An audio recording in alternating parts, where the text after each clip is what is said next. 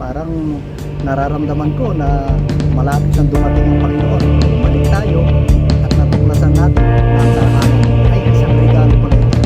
Gusto ay ibigay sa atin at lumapit siya sa atin hindi dahil sa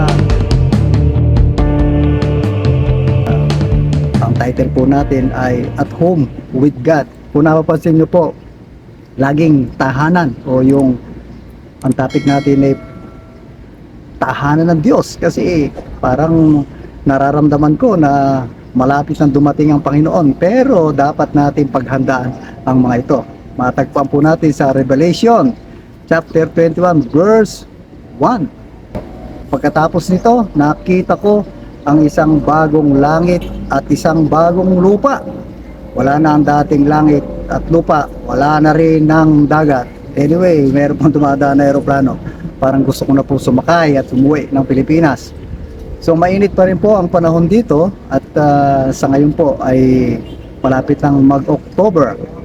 Pero salamat sa Panginoon dahil magpapatuloy tayo. Meron ako isang kaibigan ang sabi niya tapos na raw siya sa mahabang pagbibiyahe.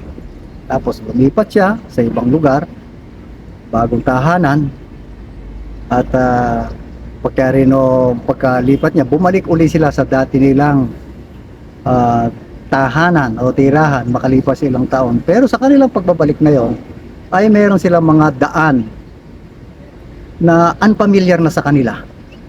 So sa pamamagitan nun, parang nagkaroon sila ngayon ng pagkakataon na o nararamdaman nila na para bang hindi na ako at least dito sa bago naming lugar, pero ito naman yung dati naming tinitirhan, sabi niya. Ganun pa man, parang excited siya at may kahalong kaba at takot dahil marami ng mga building at meron din mga iba't ibang mga lokasyon na nakikita. Pero habang sila ay nagmamaneho ay parang ramdam nila na i-welcome pa ba sila ng dati nilang mga kaibigan, kapitbahay, at marami pang mga sitwasyon na dapat nilang ma-encounter. Gayun din naman, dumadaan tayo sa mga yugto na pagkakataon nating paglalakad kasama ang Diyos. Kumbaga, dati tayo naninirahan, nasa comfort zone tayo, tapos ngayon, nung nakilala natin ang Panginoon Diyos, para bang nagbago na yung daan? Para bang kakaiba na ito sa dati mong dinadaanan? Sometimes we are face changes. Kung minsan talaga ay humaharap tayo dun sa iba-iba o pagbabago dahil tayo ay sumusunod sa Diyos sa mga bago at hamong lugar. Pag tayo sumunod sa Diyos, sigurado mayroong mga pagbabago ito. Pagbabago mo sa buhay, pagbabago mo sa ugali, pagbabago ng iyong kapaligiran kasi na dati mo silang kasama, lalong higit ang mga barkada, babaguhin mo na ito. At dati kung mayroong kang bisyo ay mawawala ito, kaya malaki ang changes sa'yo. At ito yung isa sa mga bagong daan at tatahakin mo. At sa ibang pagkakataon ay naharap tayo sa mga pagbabago dahil sa mga ating pagkakasala. Yun ang maganda po doon. At kung tayo ay dati nagkasala, tapos ngayon ay babaguhin na natin ang ating buhay sa tahanan ng Panginoon Diyos. Mga kapatid, gradual po ang ating pagbabago. Minsan naman meron talaga instant ang pagbabago. Pero kung ikaw ay dati mo talagang tinatahak yung dating lumang pagkatao mo, ay unti-unti po nating mababawasan ito hanggang sa tayo ay makarecover na at muli tayo manumbalik sa gusto at ayon ng ating Panginoon Diyos.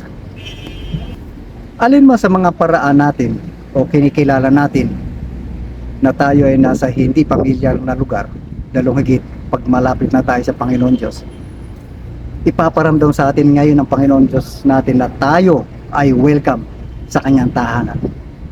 Sa awa ng Diyos, bumalik tayo at natuklasan natin na ang tahanan ay isang regalo pala ito. Ang isang tahanan ng Diyos ay regalo na hindi kailanman ito kaya nating makuha kahit saan. Hindi pwedeng ibigay ng isang tao para ibigay sa iyo, pero ang regalo na ito ay kakaiba siya.